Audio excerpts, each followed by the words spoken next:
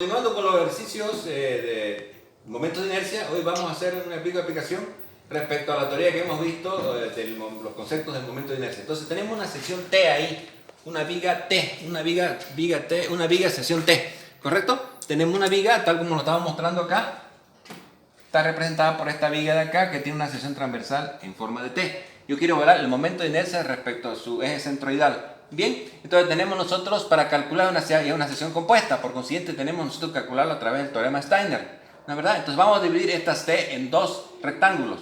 Tenemos un rectángulo 1 y un rectángulo 2.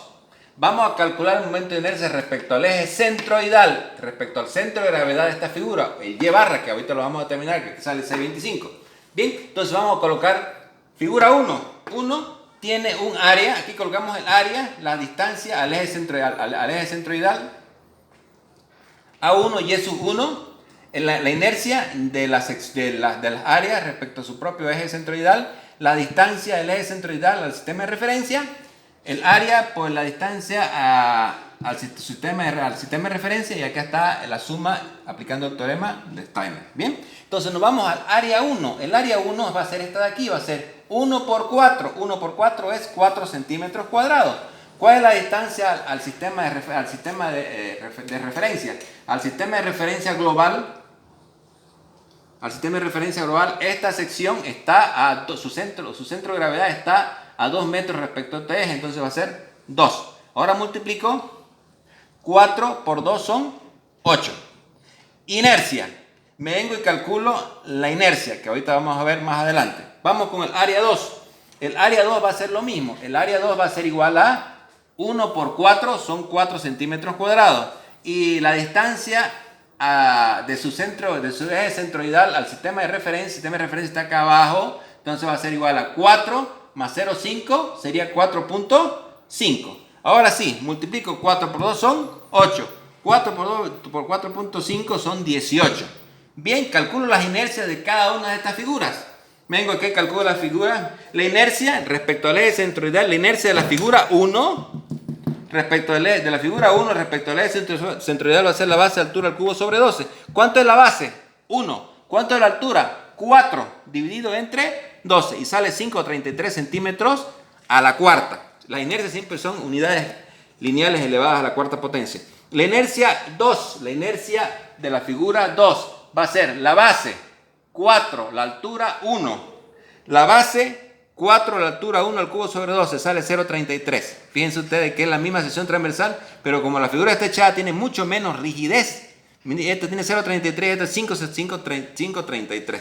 Ahora vamos a calcular las distancias. Ahora estamos en condición de calcular la posición del eje centroidal de la figura compuesta. No más, va a ser la división de A sub I y E sub I partido entre el área total. Entonces va a ser A sub I y E sub I dividido entre el área total, va a ser 26 dividido entre 8. Entonces el centro de gravedad de la figura compuesta, en este caso del perfil T, va a ser 3.25 respecto al sistema de referencia. Está cayendo el eje centroidal de la figura compuesta, ¿correcto? Entonces vamos a calcular las distancias. Los D sub 1. El D1 va a ser Y barra menos Y1. Y barra menos Y1. ¿Pero qué es Y1? Y1 es la distancia al centro de gravedad de la figura simple. En este caso va a ser igual a 325 menos la mitad de 4, 2. Entonces sale, ¿qué quiere decir? Que el eje centroidal de la figura simple respecto al centro de gravedad de la figura compuesta está a 1.25 centímetros. Lo mismo hacemos para Y2, para la figura Y2, para esta de acá arriba, va a ser Y2, va a ser igual a 4.5 menos 3.25, está a 1.25 también, ¿correcto? Entonces acá ya multiplico.